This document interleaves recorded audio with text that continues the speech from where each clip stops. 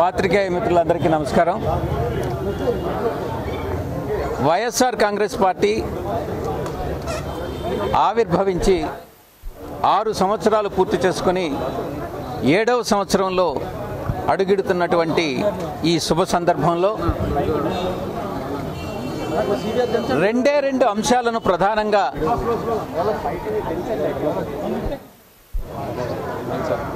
అభివృద్ధి, ప్రజా సమస్యలు, ఈ రెండు అంశాలనే ప్రధాన అంశాలుగా తీసుకొని గత ప్రజా సంక్షేమం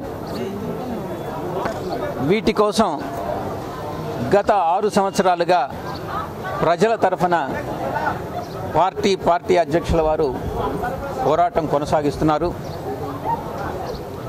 వైఎస్ఆర్ కాంగ్రెస్ పార్టీకి ప్రజల పక్షాన నిలబడి 6 సంవత్సరాలుగా పోరాడుతున్నటువంటి ఈ నేపథ్యంలో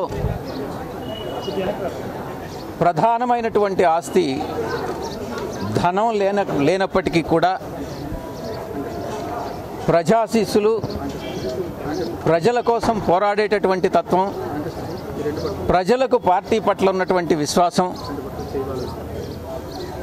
ఇవన్నీ కూడా నిజమైనటువంటి ఆస్తులు అన్నటువంటి దాంట్లో సందేహం లేదు.